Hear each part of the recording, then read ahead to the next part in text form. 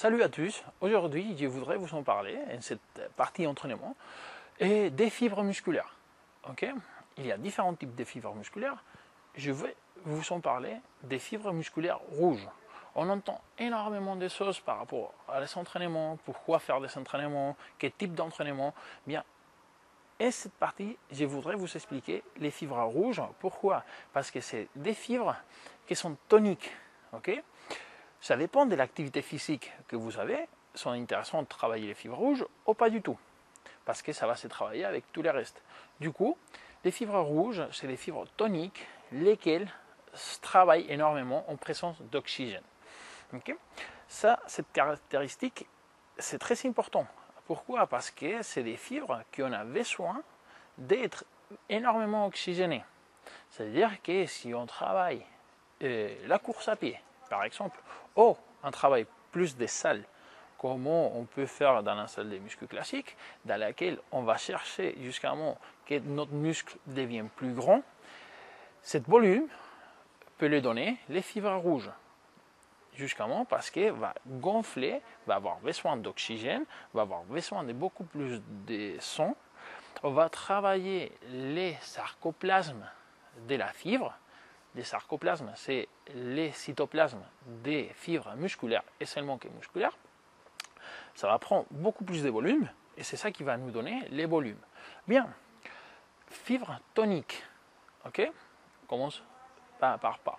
Fibres toniques, ça signifie que c'est des fibres qui se fatiguent vastement long.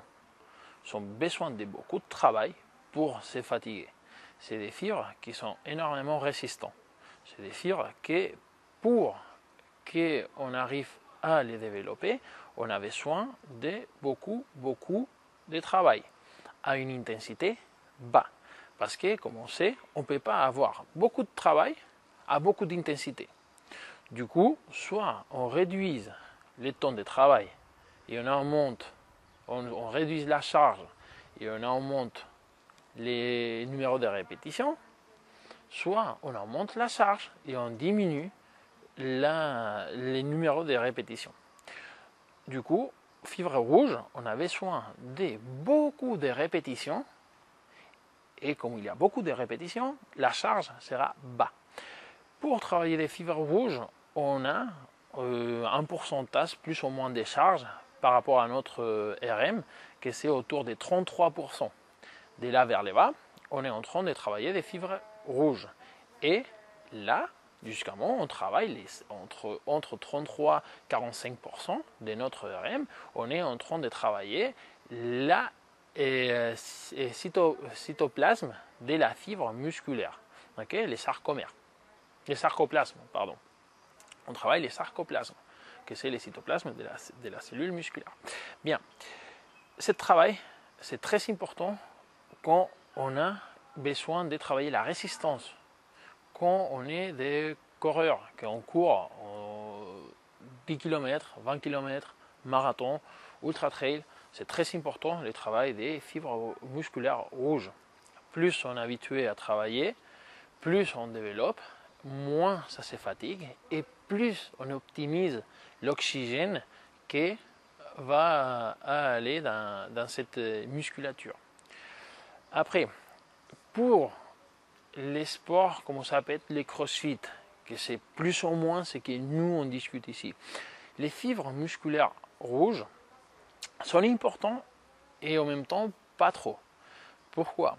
Parce que quand il y a une classificatoire ou un exercice comme ça peut être les premières WOD de Kings of WOD Madrid, que c'était autant de répétitions possibles en back squat et avec la charge que vous choisissez 3 minutes, en ces cas-là, les fibres musculaires rouges sont très importantes. Mais c'est vrai que pendant que nous on fait des crossfit, rarement on trouve des exercices comme ça. C'est plus habituel les travail et en force max. Que ça, c'est plus les fibres blanches. En même temps, pourquoi on ne travaille pas forcément les fibres rouges? parce qu'en travaillant les fibres blanches, on va travailler les fibres rouges. Ça sera une autre histoire, ça sera un autre chapitre dans lequel je vous expliquerai les travaux des fibres blanches. Mais voilà, si on veut développer une résistance musculaire, comme ça peut être par exemple beaucoup de overhead squat, beaucoup de presses, beaucoup de front squat dans un WOD, on devrait travailler entre 30%, 45% max de notre charge maximale, de notre RM, et là, jusqu'à là, faire autant de répétitions possibles.